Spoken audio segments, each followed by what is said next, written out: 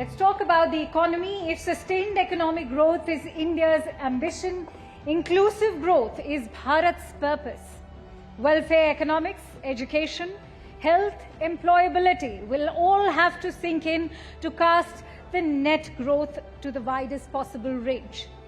Please welcome Dr. Suchin Bajaj, Founder Director, Ujala Cygnus Healthcare. Vineet, Founder and Chairman, Aavishkaar Group. Ashish, Dhawan, Founder Trustee, Ashoka University. And Neera Nundy, Co-Founder, Dasra India, for a session on the Inclusion Club, inching away from inequality, in conversation with Shireen Bhan. Ladies and gentlemen, please welcome our esteemed panelists with a huge round of applause.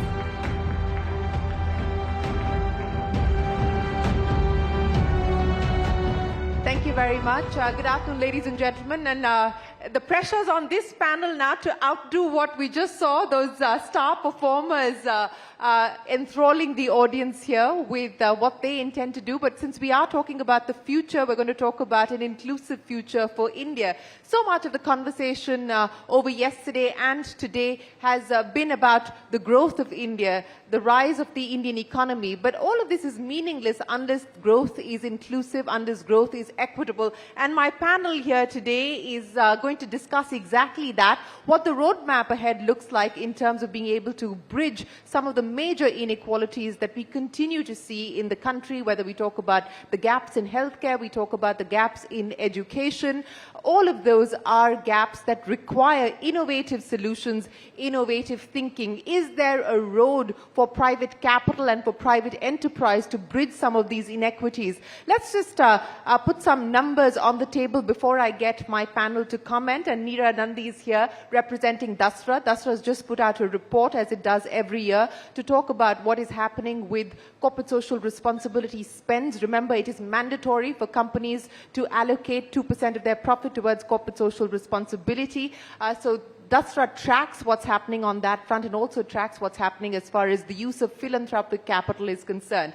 But the bulk of the spending on the social sector continues to be done by the government. So if you take a look at the data, approximately 23 lakh crores, that's about 8.3% of GDP, is what the government is spending as far as the social sector is concerned. But it is still well below the asking rate. The Niti Aayog believes that the gap still is almost 5% between where we need to be and where we are today in terms of social sector spending. So what role can the private sector play? Neera, let me come to you with that. You've just put out the Dasra report, and while there has been progress, both in terms of being able to raise philanthropic capital as well as CSR spending, FY23, the number stands at what? CSR 23,000 crores.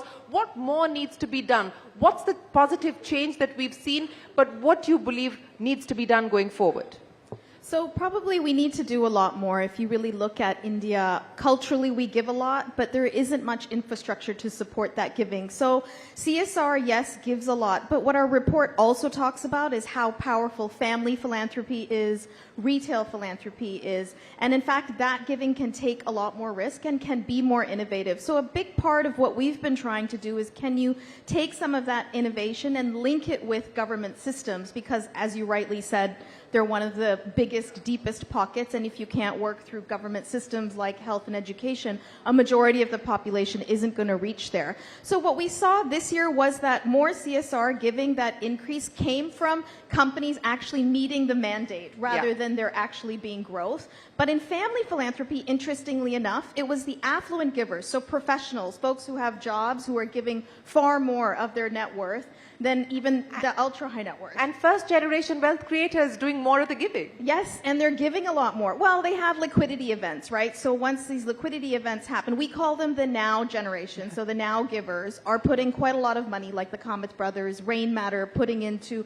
or even having Ashish here, really putting money into foundations in climate and other kinds of issues that aren't always the traditional health, but more at an intersection. So you're seeing these now generation givers, you're seeing intergenerational, kind of like the panel we had before, next generation is actually wanting to do a lot more in philanthropy and thinking about how they can be more strategic.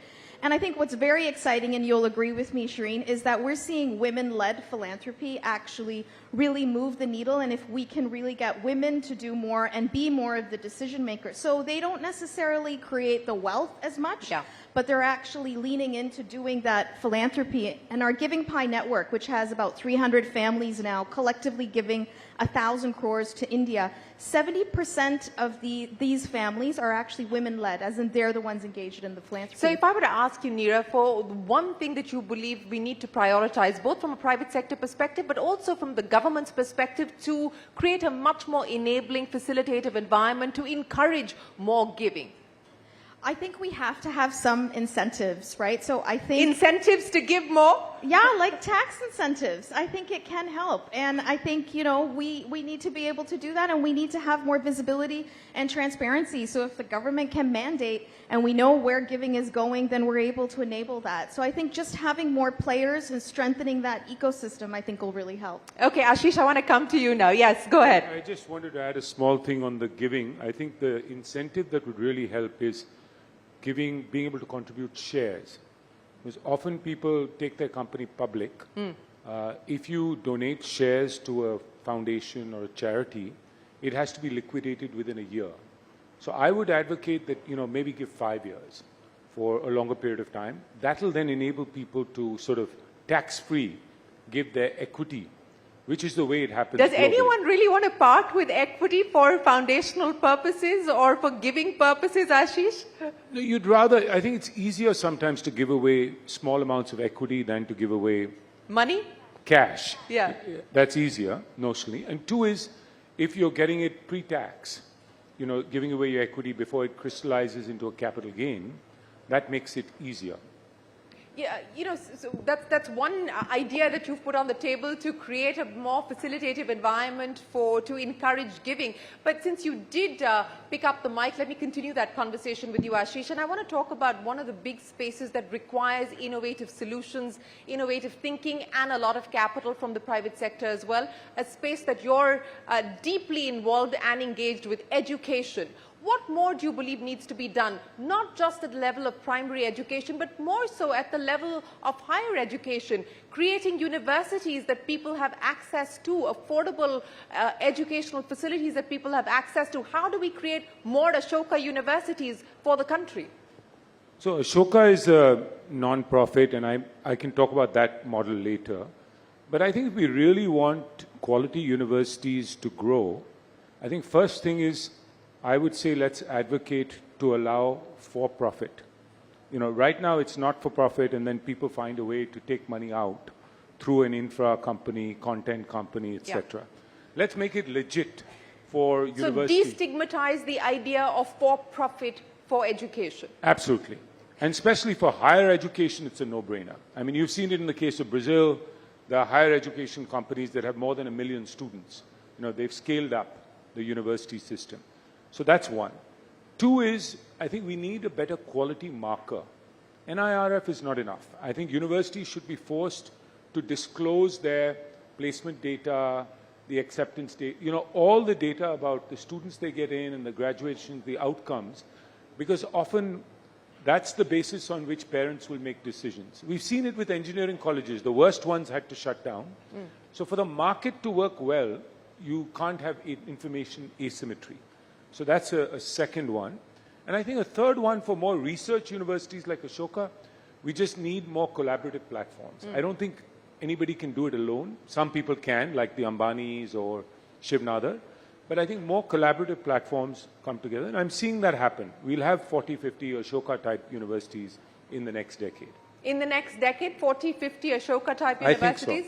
I think so. Well, that does deserve a round of applause, because it is a huge supply mismatch at this point in time, and we're seeing Indian students actually having to go outside of India to be able to access quality education, higher education. Vineet Rai, you've been doing this for over 2 decades now, the idea of bridging some of these inequities.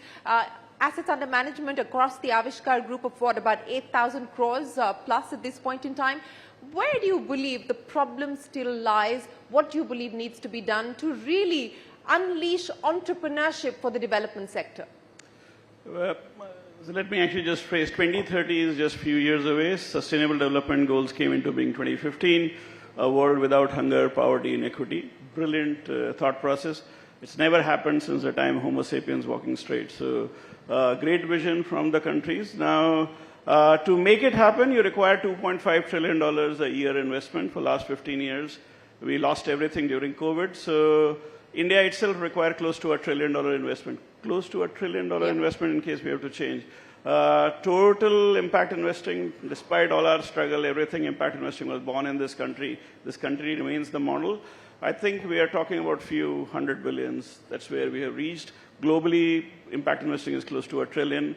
I think what we have done very well in impact investing is we have convinced at least the foreigners that there is something called impact investing, and they have started allocating large amounts of capital. We are still struggling to convince Indians to participate in the venture industry. Impact investing is going to be a step from there. The good thing that has happened in India is that venture industry and impact investing has actually come together, partly because some of the largest enterprises are going to happen in agriculture, water, health, education, financial inclusion.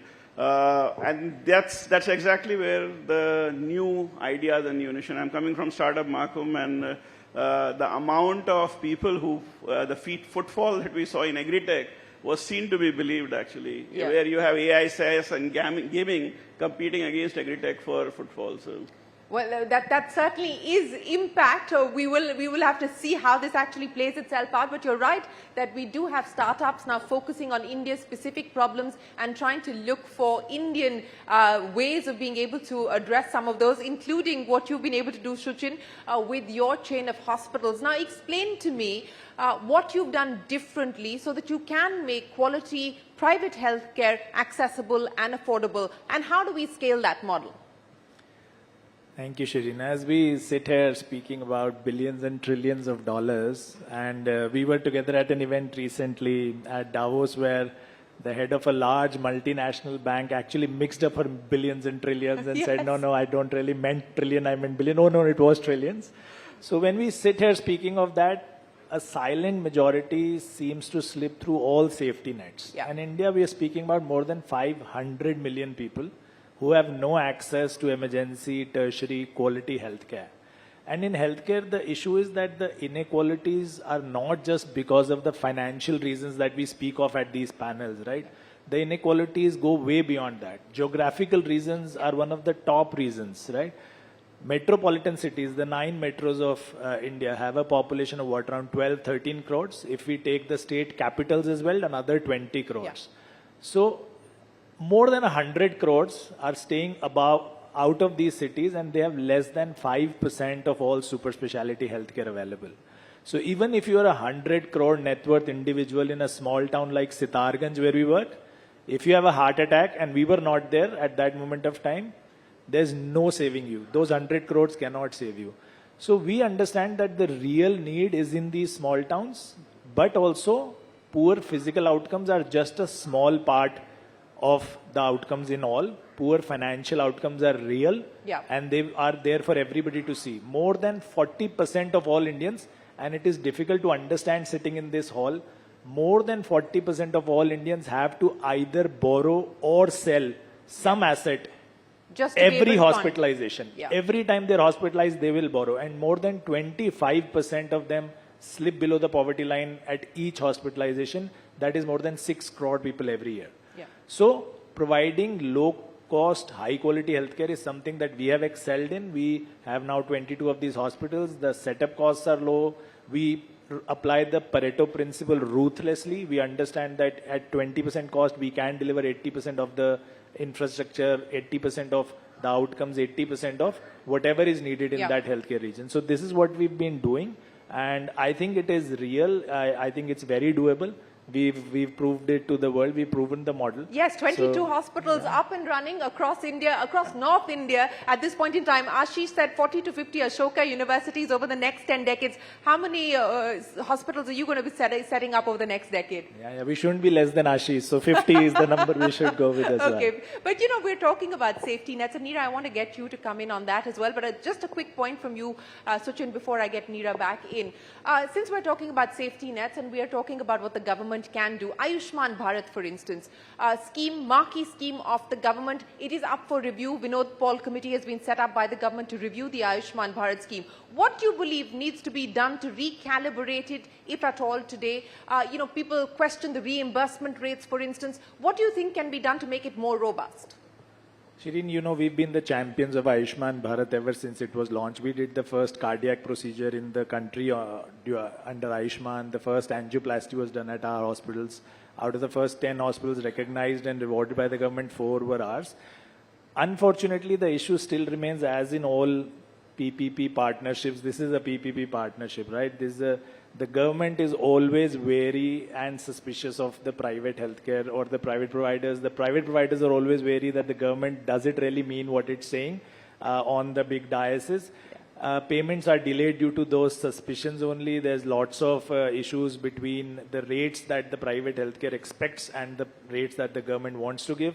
Even if we are ready to work at these rates, it's a very low margin, high volume business. So, but if you're earning less than 10% margins on those low rates, if the payments come in a year later, then you cannot, hope to earn any money out of it. And that is why hospitals stop these services off and on. So like, for example, in Haryana, all private hospitals stopped Ayushman services for a couple of days because their payments had been due for more than 1.5, 2 years. So if they can, they've announced the green channel, but if they can implement it on the ground, Neera, just on the point of PPP and models that have worked, but as Suchin was also pointing out, execution gaps remain. And to Ashish's point about collaboration, of the 23,000 in FY23 of CSR money and that available pool of capital, everyone wants to do a little bit of education, everyone wants to do a little bit of healthcare, but how do you get education or healthcare at scale using that capital through the power of collaboration?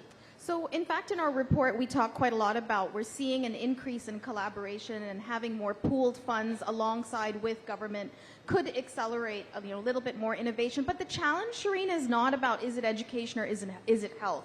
For example, 12 years we've been running a collaborative for adolescent girls. You can't just chop her into pieces and be like, here's education, here's health. You have to work on sort of outcomes that might be keeping her in school, making sure she's not getting pregnant, not getting married. And, is employability, which brings me to, we can have as many hospitals and education and even businesses, but our biggest challenge is actually smoothing this income for a bulk of the country, right? Income is just so choppy that if there's some way to smooth that with policies, with schemes, with additional support, because then you're going to get really that engine for our economic growth. And the biggest challenge, honestly, that we've seen is for girls and women and the most vulnerable. So they often get invisible. They often don't get reached out to. And that's where philanthropy plays a role. And that's where collaboratives with philanthropy and pooled capital needs to go to the aspirational districts. It needs to go to the most vulnerable because they need products and services to be subsidized ultimately. Yeah, Ashish, the Niti Aayog and Amitabh Kant set up that 100 aspirational districts with a clear focus of being able to try and address the vulnerable. But outside of that, if I were to ask you to prioritize, and we were just talking about this, prioritizing growth, but more importantly, equitable growth, job-creating growth, what is it that you would like to see now in terms of policy changes, policy interventions? Yeah, so I think at the end of the day, whatever philanthropy does will be very small. The state needs to come up with policies and crowd in private capital to make it happen. And we need to focus on labor-intensive growth. We need to prioritize sectors where lots of jobs get created. So I would say a few things. One is the investment to GDP has already gone up, public investment. It needs to go up further because we need much better infrastructure in order to be competitive from a manufacturing standpoint. Two is we need more industrial incentive. We have PLI, which is a good start. I think we need an ELI, employment-linked incentive, particularly and we need to pick sectors like garments, like woodwork, furniture making, toys, all the labor-intensive sectors which create lots of jobs and provide the right set of incentives for people to kickstart companies in those areas and to grow them. Third is we need an exports mission because China captured anywhere from 30 to 50% global market share in all labor-intensive manufacturing from an export standpoint. This is a golden opportunity for India because China is blacklisted now, and this will yield huge results in terms of job creation. So my focus would be more on how does one accelerate growth, but accelerate growth in a manner that actually creates lots of jobs, because that's ultimately the way out of poverty. It's ultimately the way to reduce the Gini index as well, and so therefore reduce inequity. So not just PLI, but an ELI as well. And that's, of course, been on the table. Let's see whether the government moves forward. Yeah, Neera. I want to make a plug, Shireen, for the care economy. I think it can create jobs and it can really, really help women. No, you have my vote on that already. We need much more of the care economy, and that will unlock the potential for women to participate in the economy across the formal as well as the informal sector. But Vineet, you know, I want to talk to you about one of the big ideas that you've, of course, also been involved with, the social stock exchange, and India has seen the first listing on the social stock exchange. You know, take me through what you hope this will do for some of these issues that we've spoken about and for the idea behind impact investors and impact investing. So I think social stock exchange is more on the philanthropy side. So while I was one of the architects, but it's actually worked more for Neera than for me. Having said that, I think what it does is brings the more important parts of transparency and regulation and allowing people or encouraging people to do more philanthropy. I think for social stock exchange, while CSR and other things are already there, maybe we should actually allow temples to invest. And I know there is actually, the amount of money that is lying in the temples is actually worthy to go through social stock exchange into the projects that's listed. So Neera, for you, please do look at it. I am very sure the current government is actually thinking on that line, so do not forget that. Thinking of being able to monetize what's lying with temples? Yeah, and it's actually global. I have actually gone to Vatican and tried to take money out of them. I realize they don't have much money, but so I have tried everything. But Indian temples are very important. So I think we should use the money productively because the amount of hundi that they receive is significant and make a big difference, probably more than what we do on the CSR. But if you have to look on the equalization side, on the commercial side, then like carbon credits, where you are pretty much actually trading the arbitrage for growing trees, I think we need to evolve an impact coin. This is actually to address Suchin's. See, there is no way I will do a startup in Samastipur in Bihar, which I have done, unfortunately. I will generate a 25% dollar IRR and compete with Rajan Anandan of Peak 15. It's not going to happen. Unfortunately, whatever I do, as an impact investor, I'll do all stupid things. But when I go to the LP, they ask the same returns. Yeah. Now, you don't need to be a rocket scientist to understand Samastipur will always be far behind an IIT graduate in Delhi. Or gaming, a guy in gaming will actually win against a warehousing company. So an impact coin could actually work for Suchin, work for me, to push capital to generate returns and then get compensated. And that can come from the government.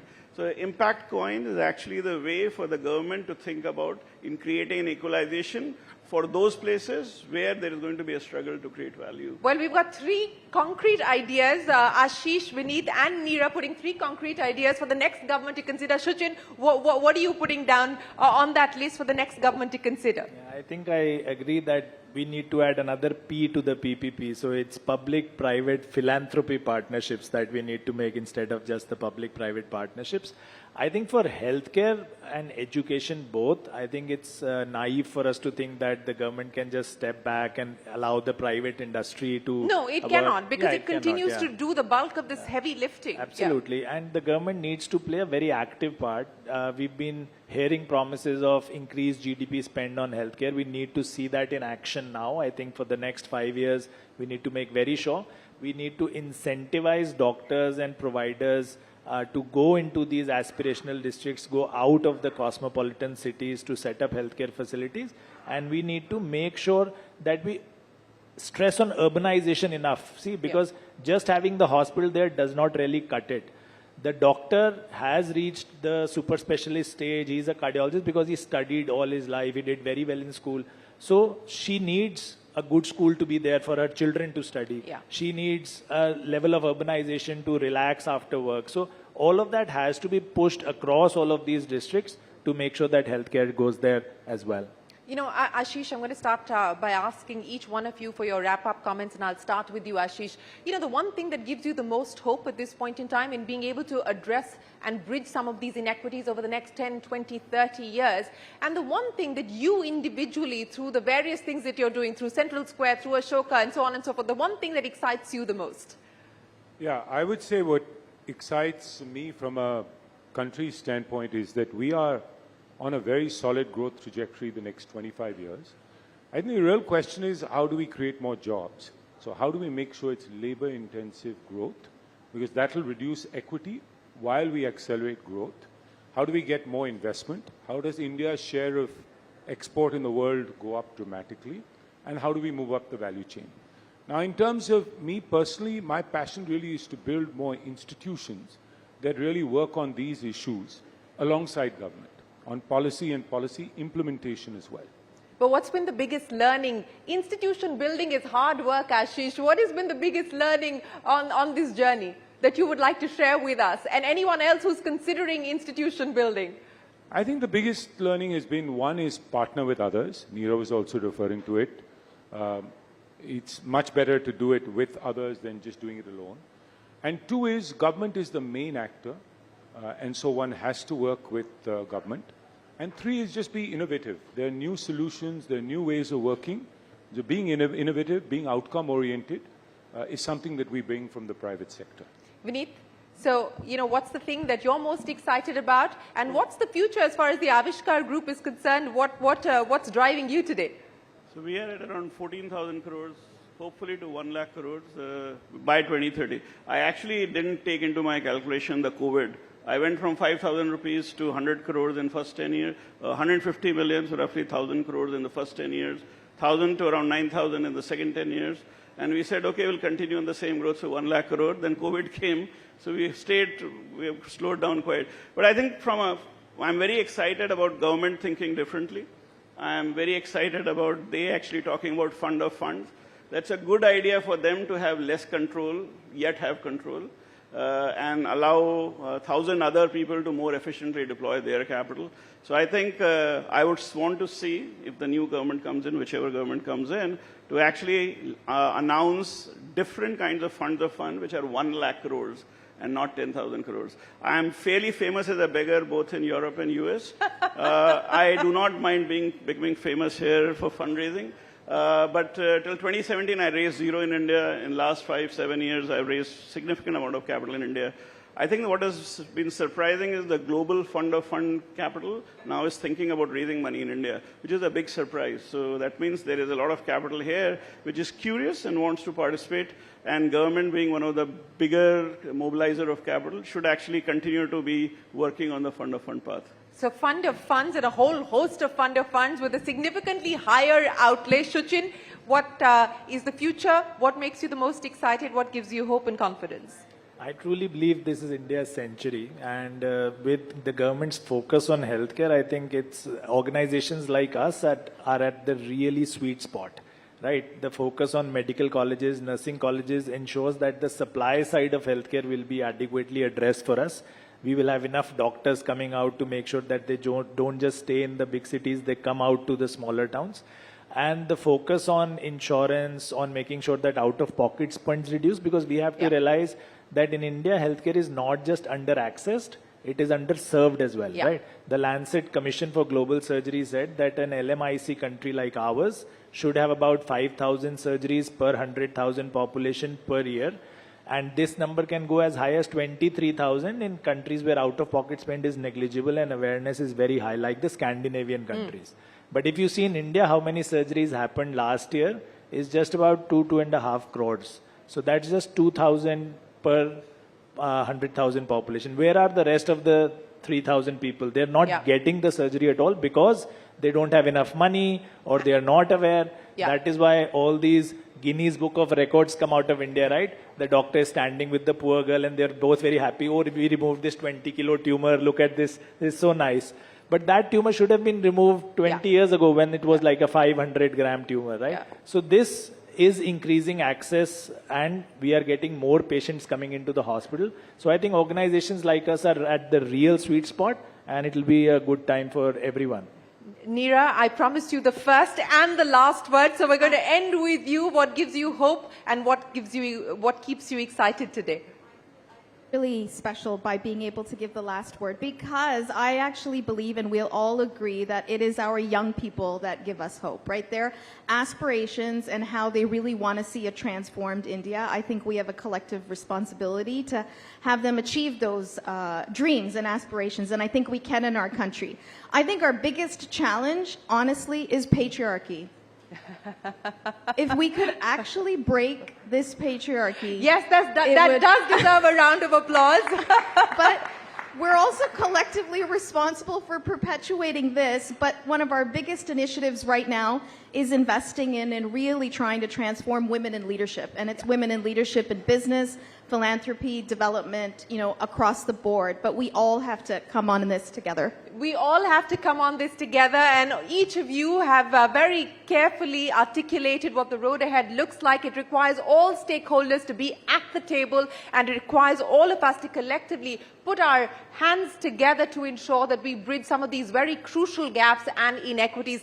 Ladies and gentlemen, a big round of applause to this panel talking about creating an equitable future for India. Appreciate your time and appreciate your insights. Thank you very much for joining us today.